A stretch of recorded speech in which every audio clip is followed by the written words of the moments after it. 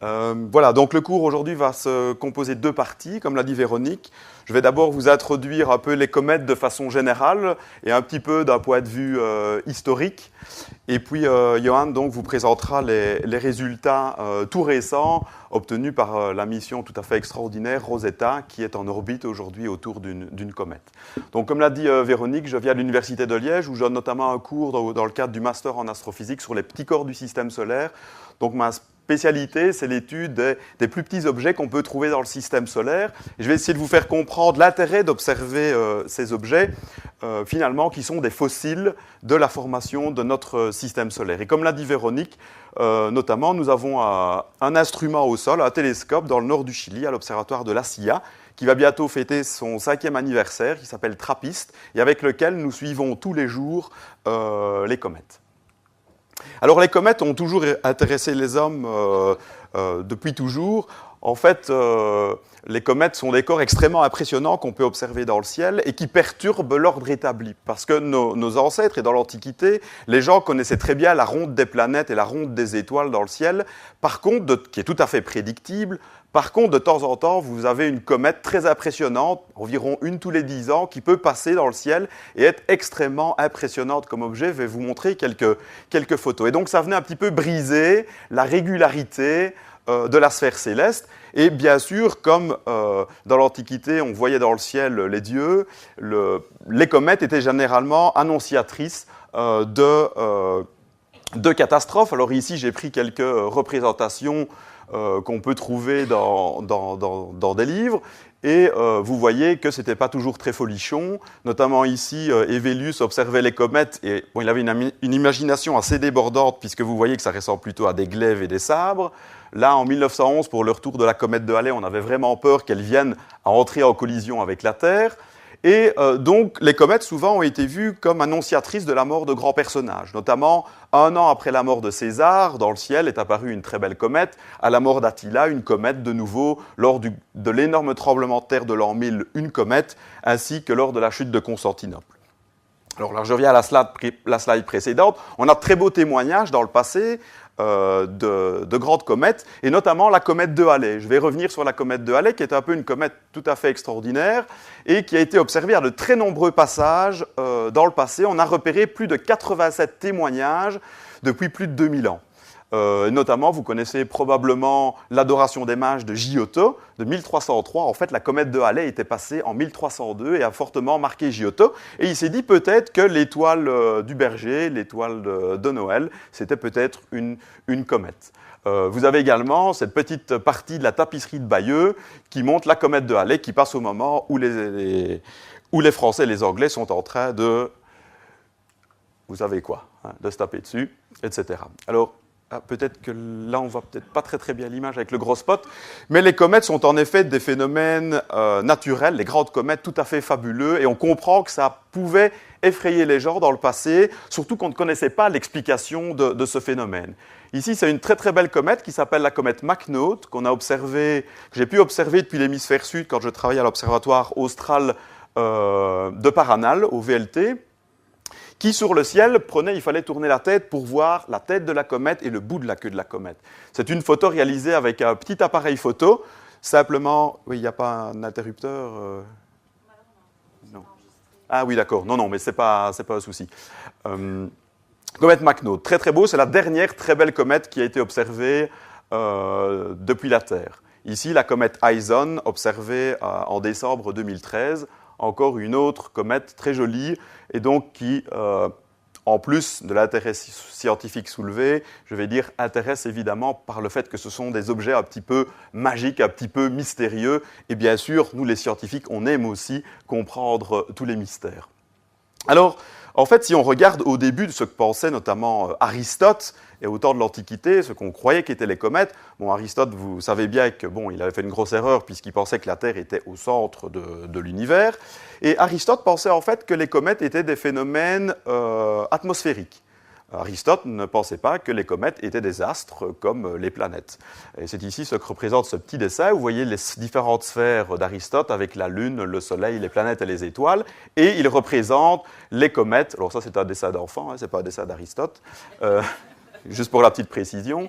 et il représente les comètes au niveau des nuages. Donc c'est un phénomène plutôt météorologique. Il ne faut pas trop en vouloir à Aristote parce que des astronomes aussi célèbres que Kepler et Galilée pensaient également que c'était des phénomènes atmosphériques. Et Kepler pensait en plus que c'était de la génération spontanée, ça viole évidemment tous les principes de la physique, de la génération spontanée dans l'atmosphère. Tellement ces objets sont fantastiques. C'est-à-dire qu'une grande comète, on peut la voir apparaître en quelques jours dans le ciel, elle peut rester visible pendant quelques semaines, pendant quelques mois, et donc on comprend qu'à l'époque, c'était un peu perturbant.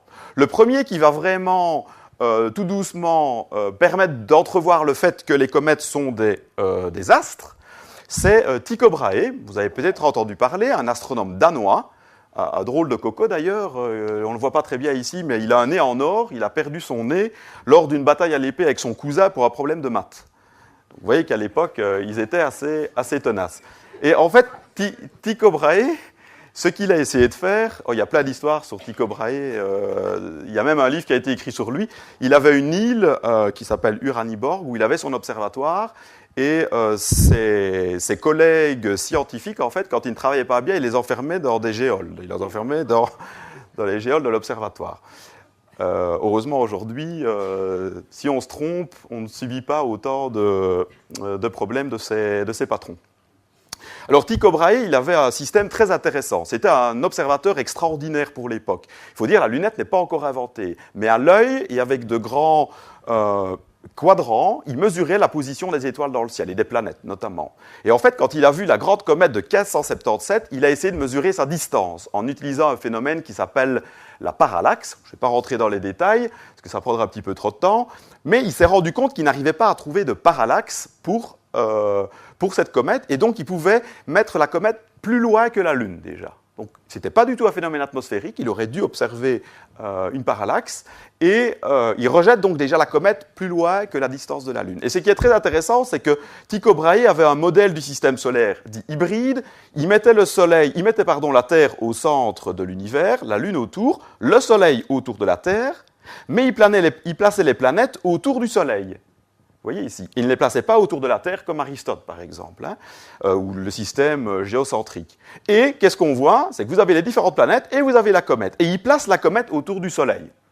C'est vraiment tout à fait visionnaire, déjà extraordinaire pour l'époque, même si, évidemment, le Soleil ne tourne pas autour de la Terre, comme on le sait bien aujourd'hui.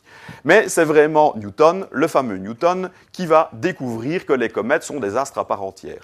En fait, il va prendre des mesures d'observation d'une comète, la comète de Kirch, en 1686, et à partir de ces positions, il va essayer de calculer une orbite. Et il se rend compte qu'en effet, la comète suit une orbite parabolique dont le Soleil est au foyer. Et donc, pour lui, c'est évident, les comètes sont des astres qui tournent autour du Soleil. Pour lui, la démonstration est faite et il ne s'y intéresse plus. C'est très étonnant, et son ami et collègue Edmund Halley va lui dire « mais c'est une découverte fondamentale, tu sais quand même bien que les comètes, ce sont des objets que personne ne sait prédire, qui arrivent à un moment comme ça dans le ciel, que personne ne comprend, qui annoncent la mort, etc., qui sont des objets vraiment très particuliers pour le commun des mortels. Et donc, il se dit, il y a vraiment quelque chose d'intéressant à faire. Et malgré son insistance, Newton n'en a rien à faire, il a bien d'autres choses en tête. Et bien ça, c'est la chance de la vie de Edmund Halley, que vous connaissez probablement, grâce à sa fameuse comète, la comète de Halley. Et alors, comme quoi ça vaut toujours la peine d'être persévérant, il a une chance, mais terriblement extraordinaire, il voit lors de son mariage une très belle comète dans le ciel. Et son idée, c'est de se dire, si les comètes sont des astres qui se déplacent autour du Soleil, peut-être que comme les planètes, elles font un tour et elles finissent par revenir. Même si la comète a une orbite très allongée, peut-être qu'elle est très allongée, mais que finalement, elle va finir par revenir. Et il a un bol incroyable, parce que la seule comète périodique suffisamment brillante pour avoir été observée les années auparavant ou les siècles auparavant, il n'y en a qu'une, c'est sa comète, la comète de Halley, qui voit le jour de l'année de son mariage. Il va faire plein de calculs sur l'orbite de cet objet, et il va faire la corrélation, le lien entre les comètes qui ont été observées à 76 ans d'intervalle dans le passé. Et il va dire, cette comète-là, c'était en fait la même, et elle revient tous les 76 ans. On peut imaginer son émoi quand il s'est rendu compte que ça marchait, que cette belle comète revenait tous les 76 ans. Et il fait une prédiction, c'est que la comète va revenir en 1758. Malheureusement pour lui, là, pas de bol, il meurt juste un an avant. Mais elle revient, et ceci, c'est un tableau qui montre la comète de Halley au-dessus de la Tamise. Succès extraordinaire, évidemment, pour la théorie Newton, parce que c'est grâce à la théorie de la gravitation universelle, avec laquelle Newton permet d'expliquer le mouvement des planètes autour du Soleil, qu'on va, pour la première fois, arriver à expliquer ce que sont les comètes et complètement, finalement, les démystifier, puisque ce ne sont pas des êtres un petit peu bizarres, mais ce sont des corps célestes à part entière qui tournent autour du système solaire et qui font partie du système solaire. Évidemment, à l'époque, il n'y a que les scientifiques qui le savent, et encore, jusqu'à pas très longtemps, dans les années 90, il y a même des gens qui se sont suicidés en masse dans une secte à Waco, vous en souviendrez peut-être, à cause, entre guillemets, à cause évidemment, d'un gourou complètement fou qui avait pu voir dans la queue de la comète de Hale-Bopp des extraterrestres qui venaient pour exterminer la Terre. Alors, parlons quelques instants des orbites des comètes. À partir du moment où les comètes deviennent des corps célestes, les astronomes vont évidemment s'y intéresser beaucoup plus. Et on va commencer à mesurer systématiquement la position dans le ciel de toutes les comètes visibles. Et on va accumuler beaucoup d'orbites et on va se rendre compte, après quelques temps, qu'il y a deux grands groupes de comètes. Il y a les comètes dites périodiques, qui reviennent et qu'on revoit, un petit peu comme la comète de Halley, dans des périodes plus petites que 200 ans. En fait, il y a même un sous-groupe de comètes périodiques qu'on appelle les comètes de la famille de Jupiter, qui reviennent à peu près tous les 10 ans. Et la fameuse comète Churyumov-Gerasimenko, que je vais appeler maintenant Chury pour faire court, et dont va parler Johan dans la seconde partie, est une comète de la famille de Jupiter qui met 6 ans pour faire le tour du Soleil. D'accord ? Et puis on a un deuxième groupe de comètes, alors on en connaît à peu près 350 des comètes périodiques qui reviennent régulièrement. Puis on a un deuxième groupe de comètes, les comètes à très longue période, qui en fait peuvent mettre des milliers d'années, voire des millions d'années pour revenir. D'ailleurs, on dit souvent qu'elles sont non périodiques, parce que bon, évidemment, vous avez compris que quelques milliers ou millions d'années, on n'est pas près de les voir revenir. On en connaît à peu près 1500, ce sont les plus nombreuses. Donc on s'est posé à cette époque, assez rapidement, en fait au début vers 1950, on s'est posé la question, mais d'où vient cette grande différence ? Pourquoi est-ce qu'on a des comètes sur des petites orbites périodiques, et pourquoi est-ce qu'on a des comètes qu'on ne revoit jamais sur des orbites beaucoup plus allongées, comme vous voyez ici, paraboliques, alors que les comètes périodiques sont sur des ellipses allongées aussi. Hein, vous voyez ici, comète Tempel 1 ou la fameuse comète de Halley, hein, qui va au-delà de la planète Neptune. Mais les comètes à très longue période, c'est des orbites extrêmement allongées, pas fermées en quelque sorte. Vous voyez, ça va très très loin dans le système solaire. Et là, en fait, deux dynamiciens quasi en même temps, qui étudiaient donc la dynamique dans le système solaire, Oort et Kuiper, aux alentours de 1950-1951, ont découvert, ont fait l'hypothèse qu'il existait en fait deux grands réservoirs de comètes. D'accord ? Un réservoir qu'on appelle la ceinture de Kuiper, qui est situé au-delà de Neptune, de la planète Neptune, et que vous pouvez voir comme une sorte de ceinture d'astéroïdes glacés, qui est en fait une ceinture de comètes, il y en a probablement des millions là-dedans, et également des corps glacés comme le plus gros, Pluton, au-delà de Neptune. Ainsi que ce qu'on appelle aujourd'hui les objets transneptuniens. On connaît aujourd'hui, on a détecté depuis 1992 environ 1000 gros astéroïdes de glace au-delà de l'orbite de Neptune. C'est ce qu'on appelle les objets transneptuniens. Il y en a quelques-uns qui sont assez gros comme Pluton, quasi une dizaine aujourd'hui, et parmi tout cela, il y a des plus petits et également des tout petits qui sont les comètes. Ça, c'est donc la ceinture de Kuiper. Imaginez une sorte de ceinture de comètes très très loin dans le système solaire, au-delà de Neptune. Ces comètes ont des orbites qui sont comprises dans le plan du système solaire, d'accord, et qui permettent de bien expliquer les comètes périodiques.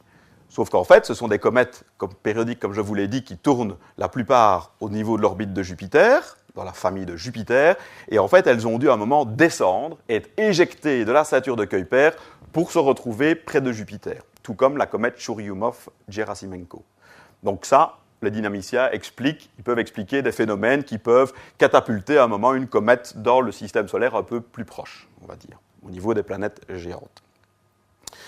Le second réservoir va permettre d'expliquer les comètes à longue période. Parce que qu'est-ce qu'on a constaté, en fait, dans les comètes à longue période ? C'est que contrairement aux comètes périodiques qui reviennent régulièrement et qui tournent quasi dans un plan, le plan du système solaire autour du Soleil, et dans le même sens que les planètes, les comètes à très longue période, elles arrivent dans tous les sens. Elles peuvent arriver dans le sens contraire, elles peuvent arriver très inclinées. En fait, en ayant accumulé des tas d'observations, on se rend compte que la seule façon de l'expliquer, c'est de faire appel à un réservoir sphérique, gigantesque, qui est représenté ici, très très loin du Soleil, à 1 année-lumière du Soleil. C'est vraiment les limites du système solaire. Elles sentent encore un tout petit peu l'attraction gravitationnelle du Soleil. C'est pour ça, bien sûr, que de temps en temps, il y en a une qui nous rend visite. On en découvre à peu près des comètes à longue période. On en trouve à peu près, je vais dire, 4 à 5 par mois. Plus les instruments deviennent perfectionnés, évidemment, on a des télescopes de plus en plus grands, on en détecte de plus en plus. Puis on a des télescopes qui scrutent le ciel maintenant en continu. Et donc, c'est Oort qui a trouvé ça. Et ce réservoir s'appelle le nuage de Oort. Alors, ce qui est très étonnant, vous allez me dire, mais comment ça se fait qu'il y a des comètes qui sont dans un réservoir sphérique aussi loin du Soleil? Comment est-ce qu'elles se sont formées? Comment est-ce qu'elles se trouvent là-bas? Alors, en fait, c'est ça qui est très intéressant. C'est qu'en ayant compris les deux réservoirs et la répartition des comètes dans le système solaire, on va pouvoir remonter aux origines de la formation du système solaire. Pourquoi? Parce qu'en fait, les petits corps du système solaire, comme les comètes et les astéroïdes, sont des objets qui n'ont subi quasi aucune transformation depuis la formation des planètes et de notre système solaire il y a 4,6 milliards d'années. Et comment se présentait notre système solaire il y a 4,6 milliards d'années? Il se présentait sous forme d'un plan, d'accord? Un disque d'accrétion, dans lequel se trouve, comme sur cette vue d'artiste, représenté du gaz et des poussières. C'est ce gaz et ces poussières dans ce disque, autour du Soleil en formation, du Soleil très très jeune, dans lequel vont se former les planètes. Et comment vont se former les planètes? Par en fait accrétion, collision par des plus petits corps. À partir de petites poussières microscopiques, ces poussières vont s'agglutiner, donner des petits rochers de plus en plus gros, des planétésimaux comme des astéroïdes et des comètes. Les comètes se formant plus loin du Soleil où il reste encore de la glace, je vais y revenir, et par collision, tous ces corps, par une sorte d'effet boule de neige, vont s'agglomérer pour donner naissance aux planètes. Donc vous voyez que notre système solaire, à l'origine, c'est sous forme d'un disque. C'est plat, un disque. En fait, la ceinture de Kuiper, qui se situe au-delà de la plupart des planètes, des grosses planètes, c'est le reste, c'est le reliquat de ce fameux disque d'accrétion. Le gaz a complètement disparu, soufflé par notre étoile, le Soleil, tandis que restent très très loin les petites comètes, les petits corps glacés qui n'ont pas su s'agglomérer, s'agglutiner pour former d'autres planètes. Mais alors comment le nuage de Oort a pu se former? Parce que lui, il est sphérique et vous voyez, il n'y a pas de matière ici. Toute la matière était dans un disque. Alors ça, on l'a compris seulement en 2005 par un phénomène qu'on appelle le grand bombardement tardif, le Late Heavy Bombardment en anglais. Qu'est-ce qui s'est passé? En fait, il y a 4,1 milliards d'années, il y a eu un réarrangement des planètes géantes dans le système solaire. Entre Jupiter et Saturne, il s'est passé des choses, il y a eu un peu des mouvements des planètes, et en fait, toutes les comètes qui se trouvaient entre Jupiter et Saturne, il y a 4,1 milliards d'années, elles ont été éjectées dans toutes les directions. C'est de cette époque que datent tous les cratères que vous voyez sur la Lune, la plupart, d'accord? Aujourd'hui, il y a beaucoup moins de cratères qui se forment. Donc, tous ces petits objets du système solaire, des milliards, ont été envoyés dans toutes les directions, ont quitté la zone des planètes géantes entre Jupiter et Saturne pour se retrouver dans un nuage sphérique centré sur le Soleil. C'est comme ça qu'aujourd'hui, en 2005 seulement qu'on a pu le prouver, du moins l'expliquer, mathématiquement, qu'il y a un nuage de Oort. Aujourd'hui, la ceinture de Kuiper, on est sûr qu'elle existe parce qu'on a observé dans la ceinture de Kuiper plus de 1000 astéroïdes de glace, et on pense qu'il y a aussi les comètes qui sont trop petites pour qu'on puisse les voir avec nos télescopes. Par contre, le nuage de Oort a 1 année-lumière, évidemment, pour observer des noyaux de comètes de quelques kilomètres de diamètre, voire moins, impossible. Okay? Donc ça, on ne l'a pas encore prouvé par des observations. On l'a prouvé par le fait qu'on a des comètes qui viennent avec des orbites un peu dans tous les sens. Et ça semble assez bien marcher, en fait. Alors, si on s'intéresse aux comètes, donc, c'est parce que ce sont des restes de la formation du système solaire. Elles nous intéressent parce qu'elles nous donnent des informations au niveau dynamique, c'est-à-dire comment s'est formé le système solaire, comment se sont formées les planètes. Mais nous, ce qui nous intéresse particulièrement à Liège, c'est de comprendre leur composition chimique, parce que comme ces petits objets n'ont subi quasi, on pense, on n'est pas sûr, mais on pense, sont restés congelés au fin fond du système solaire, on pense qu'elles renferment toujours la composition originelle de notre système solaire, à la fois dans les poussières, dans les grains, et à la fois dans les glaces. Parce que vous le savez bien, mais je vais y arriver, les comètes, ce qui les différencie des astéroïdes, c'est qu'elles comportent une grosse fraction, en fait 50% de leur masse est formée de glace d'eau. Et donc, on a des glaces dans les comètes qui nous renseignent sur la composition des glaces qu'il y avait dans le système solaire à l'origine. En fait, les glaces à l'origine du système solaire, c'était du gaz. Ce gaz s'est condensé sur les petits grains. Donc ici, c'était du gaz qu'on avait et des poussières. Le gaz s'est condensé sur les petits grains pour former de la glace. Et ces petits grains se sont agglutinés, etc. Bon, c'est l'effet boule de neige. Tout le monde a déjà joué avec une boule de neige dans son jardin, du moins quand on était petit. Et vous savez que si vous roulez une boule dans le jardin, elle devient de plus en plus grosse en agglutinant de plus en plus de matière. C'est ce qu'on pense, ce qui s'est passé dans le système solaire. Dans le système solaire primitif. Bon, mais qu'est-ce que sont les comètes, finalement? Donc j'y arrive. De quoi sont-elles formées? En fait, encore une fois, il a fallu attendre des dizaines et des décennies pour avoir l'explication.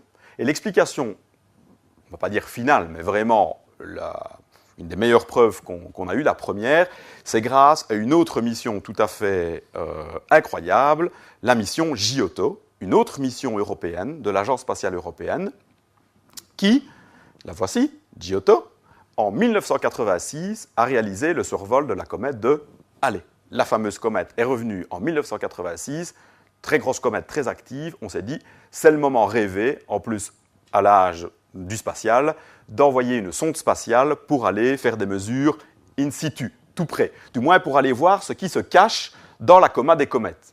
Parce qu'une comète, c'est ce que quand on observe une comète, ce qu'on voit, c'est cette grande queue dans le ciel et cette coma, donc cette tête chevelue, mais personne n'avait jamais vu ce qu'il y avait à l'intérieur. Avec les télescopes depuis le sol, vous n'arrivez pas à voir ce qu'il y a dans la nébuleuse de gaz que forme la comète. Je vous ai montré, bon là on voit la comète de Halley faite avec un appareil photo normal, simple appareil photo mis sur un pied. Vous voyez la Voie lactée ici, et vous voyez la comète dans le ciel.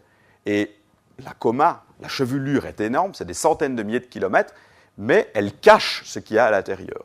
Donc, en 1986, finalement, Giotto, une véritable sonde kamikaze, parce qu'elle est passée à une vitesse très très grande par rapport à la comète, qui allait aussi très vite autour du Soleil, ça nous a permis d'avoir cette image, première image du noyau, ce qu'on appelle le noyau d'une comète, confirmant un vieux modèle de 1950, qui avait quand même le vent en poupe depuis des années, celui de Fred Whipple, et aussi d'ailleurs celui de Fred Whipple, que vous voyez ici, qui pose à côté d'un modèle terrestre d'un noyau de comète, bon, un peu pour rigoler devant ses étudiants, qu'on appelle le modèle de la boule de neige sale.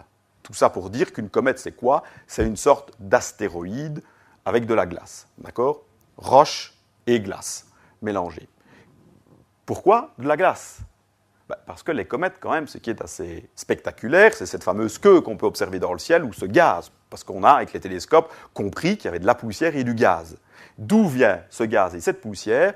Ils proviennent en fait de zones actives sur le noyau de la comète, qu'on voit très bien ici dans le cadre du noyau de la comète de Halley. Alors, le noyau de la comète de Halley, il fait 15 km de long sur 7 de large, d'accord? Et en direction du Soleil, vous voyez ces zones très brillantes, ce sont des jets, en fait, des jets de gaz qui s'échappent du noyau de la comète sous l'action du rayonnement solaire. Que fait le rayonnement solaire sur de la glace? À votre avis, il fait fondre la glace, du moins quand la glace est suffisamment proche du Soleil. Et donc, ce gaz quitte à grande vitesse, à peu près 1 km à la seconde, c'est plus rapide qu'une balle de fusil, quitte à grande vitesse la surface de la comète en entraînant des tonnes de poussière. Donc, on a à la fois du gaz qui se retrouve dans l'espace parce qu'on a les glaces qui fondent, et de la poussière parce que, en partant dans l'espace, ces jets de gaz arrachent des morceaux de la comète et entraînent des petits grains qui sont souvent très petits, parfois un peu plus gros, mais la plupart sont microscopiques. Donc, enfin, on a une explication sur la nature physique des comètes. Okay? On voit un objet très sombre, mais mélangé avec de la glace parce qu'on voit ces zones actives sur le noyau. Depuis lors, on a observé, grâce à des sondes spatiales, 5 noyaux de comètes. La comète de Halley, donc, la comète Wild 2 en 2004, une comète Hartley 2 en 2010, il n'y a pas si longtemps, puis Borrelly et Tempel 1. Et on a trouvé une grande diversité dans la forme des noyaux cométaires et dans leur aspect. Mais ça a quand même permis, évidemment, de faire beaucoup de progrès. Notamment, on s'est rendu compte que les noyaux de comètes sont extrêmement sombres. Ici, albédo, je mets 2 à 4 %. C'est 4 % en général, l'albédo du noyau d'une comète. Alors, c'est quoi l'albédo? C'est en fait la quantité de lumière qui est réfléchie par rapport à ce qui est reçu. 4 %, si vous regardez dans une échelle à quoi ça correspond, c'est aussi noir que du charbon. Donc, le noyau des comètes, c'est assez paradoxal parce qu'elles contiennent de la glace, on pourrait dire que ça pourrait être brillant. Ben non, les noyaux de comètes, c'est extrêmement sombre. Première découverte intéressante, et en fait, c'est extrêmement sombre parce que ça contient une matière très ancienne, notamment très riche en carbone. Deuxièmement, si vous regardez la densité, c'est écrit à petit peu petit, les densités, pour le noyau de la comète de Halley, c'est 0,6 g par centimètre cube, 0,6 pour Temple 1, 0,3 pour Borrelly, et 0,6 encore pour Wild 80EP, 81e qui est comète périodique. Donc, la densité de l'eau, c'est quoi? 1 g par centimètre cube. Là, on est à 0,6 g par centimètre cube. Ben, comment est-ce que c'est possible? Comment est-ce que c'est possible que les comètes soient si peu denses? Que ce soit autour de l'eau, on aurait pu se dire OK, mais que c'est même en dessous. En fait, ça nous donne des informations sur la structure interne des comètes, qui n'est pas encore prouvée parce qu'on n'a encore jamais été voir à l'intérieur du noyau d'une comète, mais maintenant on a Rosetta, et notamment il y a des expériences faites pour sonder l'intérieur du noyau de comète, mais l'idée qu'on s'en fait, c'est ce qu'on appelle en anglais un rubble pile. Alors c'est quoi si on traduit en français? Rubble pile, c'est tas de gravats. Un peu d'ailleurs comme certains modèles d'astéroïdes, on pense qu'on a des planétésimaux plus petits, qui sont agglutinés les uns contre les autres, certains de centaines de mètres de diamètre, certains de dizaines de mètres, certains de quelques mètres, et qu'on a beaucoup de vide entre les gros morceaux, on va dire. Donc ces vides font une sorte de porosité macroscopique qui fait que la densité, quand on la mesure, donc la densité c'est la masse divisée par le volume, et quand on fait cette mesure, évidemment, s'il y a beaucoup de vide, il peut ne pas y avoir de matière, et donc ça va diminuer la densité. Donc, les noyaux de comètes sont extrêmement fragiles. Ils sont hétérogènes, très probablement, formés donc de gros grumeaux l'un contre l'autre, qui sont des morceaux qui se sont formés dans la nébuleuse primitive. Ce qui est très intéressant, et ce qu'on aimerait savoir, et ce qu'on va peut-être savoir grâce à Rosetta, c'est si ces différents morceaux sont homogènes ou inhomogènes. C'est-à-dire, est-ce que la composition chimique d'un bloc dans la comète, par rapport à un autre bloc, est-ce que c'est le même ou pas le même? C'est important, parce que ça peut nous dire quels étaient les processus en jeu lorsque ces corps se sont formés. Je rappelle qu'un noyau de comète, les noyaux de comète se sont formés avant les planètes, juste avant. D'accord?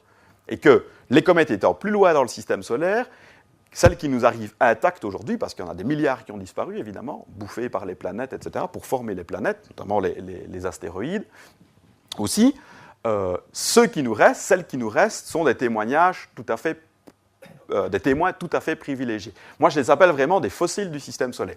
C'est pour ça que ces dernières années, les scientifiques ont consacré pas mal d'argent dans des missions spatiales pour aller survoler ces petits corps du système solaire. Je vais venir aussi sur l'intérêt pour nous, terriens. Alors bien sûr, là, je ne vais pas montrer beaucoup d'images parce que Johan va en parler juste après moi. Bien sûr, maintenant, on a encore mieux.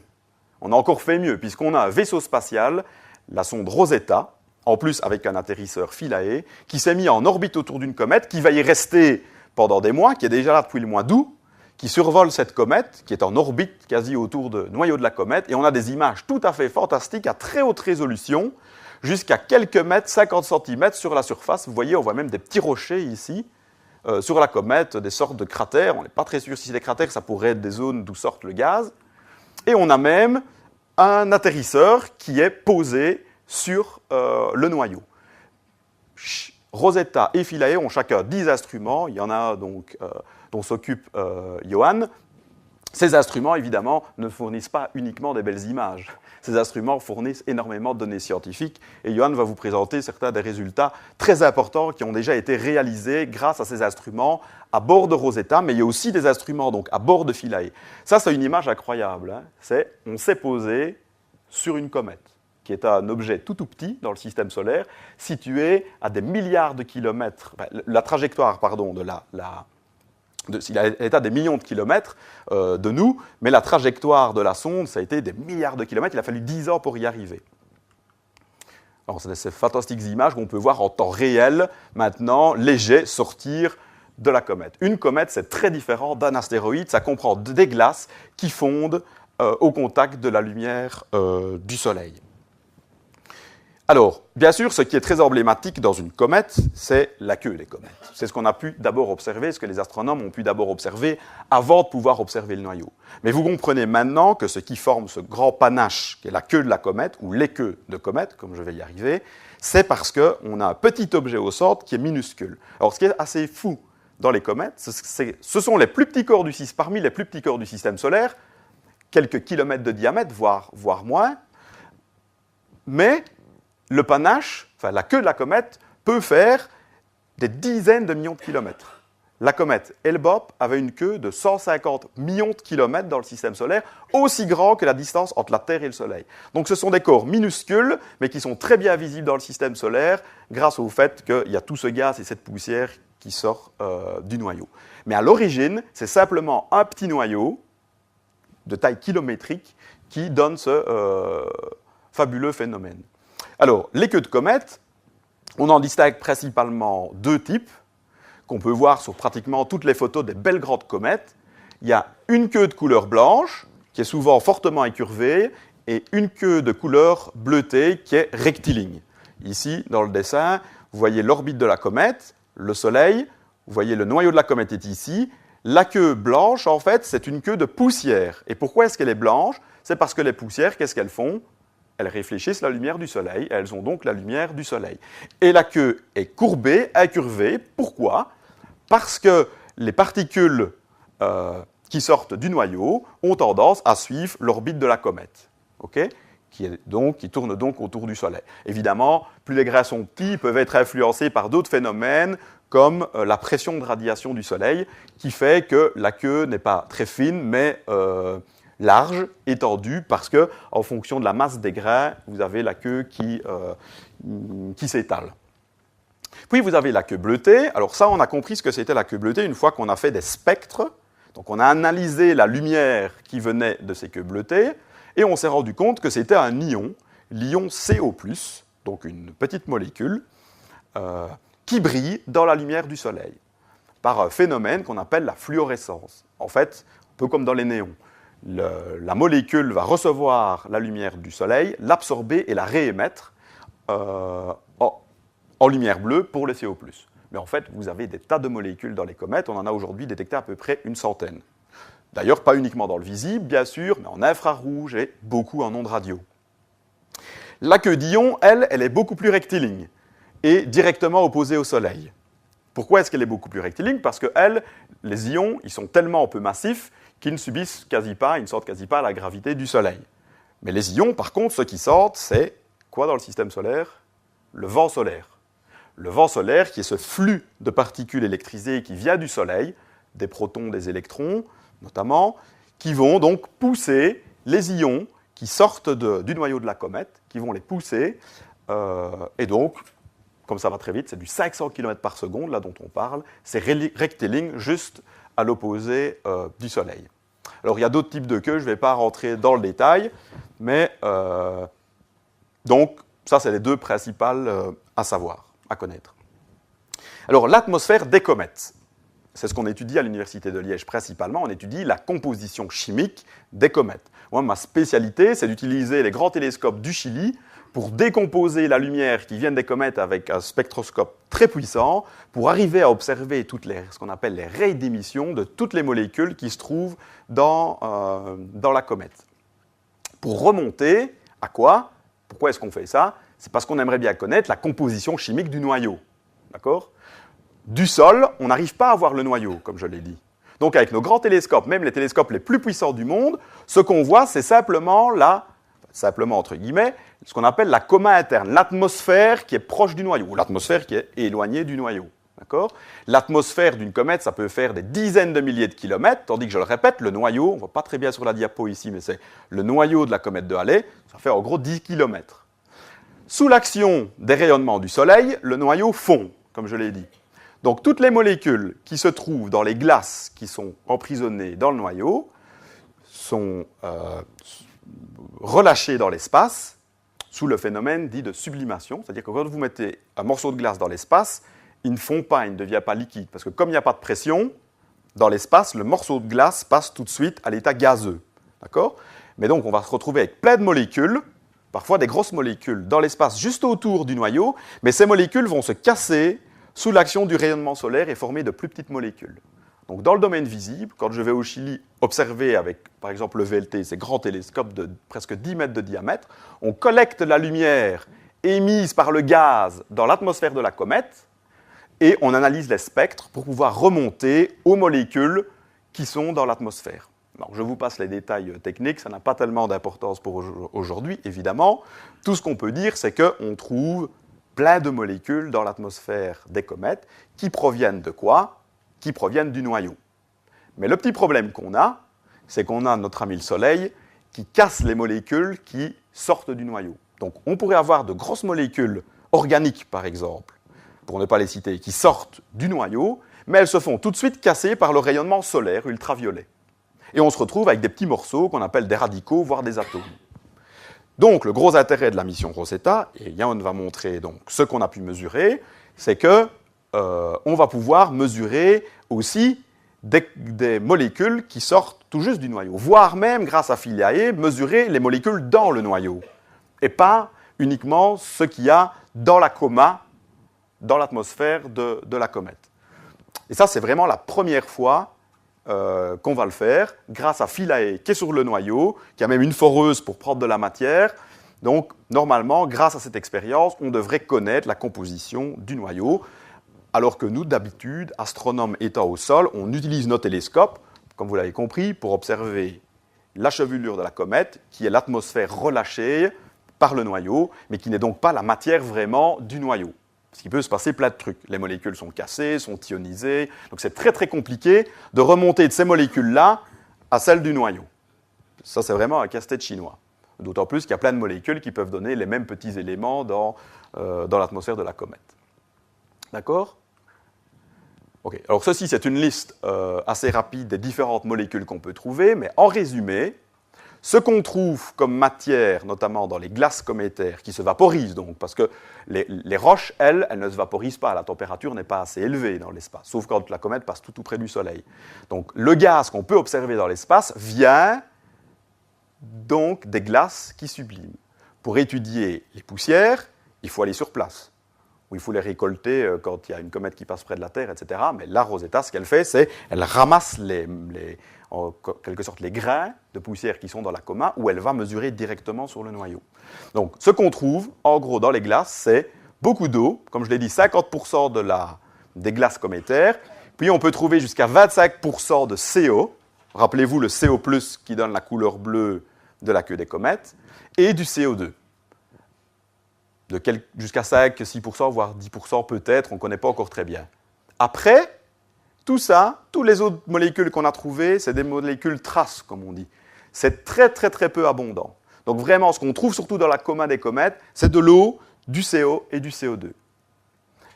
Mais ce n'est pas parce que ces molécules sont très peu abondantes qu'elles ne nous intéressent pas. En fait, au contraire, ces molécules sont très intéressantes et on s'est rendu compte que dans la matière cométaire, on avait des molécules organiques, et parfois des grosses molécules organiques, probablement même des acides aminés, et qu'on aimerait pouvoir aller mesurer ça sur place. Pourquoi ? Parce que ça nous intéresse évidemment. Les acides aminés, on sait que la vie est à la base d'acides aminés. Alors, j'arrive à la fin de ma présentation.